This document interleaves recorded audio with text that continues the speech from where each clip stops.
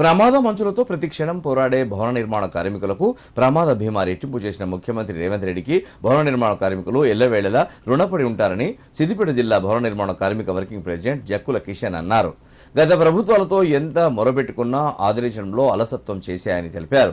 కాంగ్రెస్ పాలనలో ముఖ్యమంత్రి రేవంత్ రెడ్డి కార్మికుల పట్ల చిత్తశుద్ధితో ఆలోచించి గతంలో ఉన్న ప్రమాద బీమాను రెండింతలు చేస్తూ ఉత్తర్వులు జారీ చేయడం పట్ల హర్షం వ్యక్తం చేశారు. సిద్దిపేట జిల్లా కొండపాక మండల భవన నిర్మాణ కార్మికులు కాంగ్రెస్ పార్టీ నాయకులతో కలిసి వెలికట చౌరస్తాలో ముఖ్యమంత్రి రేవంత్ రెడ్డి చిత్రపటానికి పాలాభిషేకం నిర్వహించారు. ప్రతిరోజు ప్రమాద మంచున పొట్టకూటి కోసం పనిచేస్తున్న సమయంలో ఎంతో మంది కార్మికులు భవనాల నుండి జారిపడి కరెంటు వైర్లకు తగిలి చనిపోయారన్నారు. పెద్ద దిక్కును కోల్పోయిన ఎన్నో కుటుంబాలు రోడ్డున పడ్డాయని గుర్తు చేసుకుని కన్నీరు మున్నీరయ్యారు. కార్మికులకు సైతం రేవంత్ రెడ్డి ప్రమాద బీమా రెట్టింపుతో భరోసా పెరిగిందన్నారు. కార్యక్రమంలో కాంగ్రెస్ పార్టీ మండల అధ్యక్షులు వాసరి లింగారావు, మండల పార్టీ సీనియర్ నాయకులు మంచాల కనకరాములు, మండల party working president Ankireddipalli Sudarshan, భవన నిర్మాణ కార్మికులు పాల్గొన్నారు.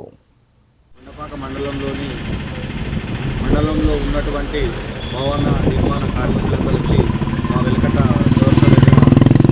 రేవంత్ రెడ్డి గారికి మరియు కార్మిక శాఖ మంత్రివర్యుల వారికి ఇక్కడ పాలాభిషేకం చేయడం జరిగింది. వారికి ఎందుకంటే తెలంగాణ ప్రభుత్వం రేవంత్ రెడ్డి గారి ప్రభుత్వము వారికి 5 లక్షల నుండి 10 లక్షల వరకు బీమా చేయడం జరిగింది. అదేవిధంగా వారికి సంక్షేమ పథకాలలో అన్ని పథకాలను కూడా ఇంక్రీజ్ చేయడం జరిగింది. ఎందుకు అనంటే మా ప్రభుత్వం ఎందుకు ఇట్లా చేసిందనంటే వాళ్ళు పొద్దున లేస్తే సాయంత్రం వరకు ఇక్కడ బిల్డింగ్లు ఎంతో ఎత్తుల 2-3 అంతస్తుల ఎత్తుల నుండి చిన్న ఒక కట్టె మీద నిలబడి చాలా హార్డ్ వర్క్ చేస్తారు. ఏ టైంలో ఏ ఇబ్బంది ఉండదో అని గుర్తించి వారికి ఈ 5 లక్షల నుండి 10 లక్షలు బీమా చేసినటువంటి మా ప్రభుత్వంకు వారు కృతజ్ఞతలు తెలియజేయడం జరుగుతుంది.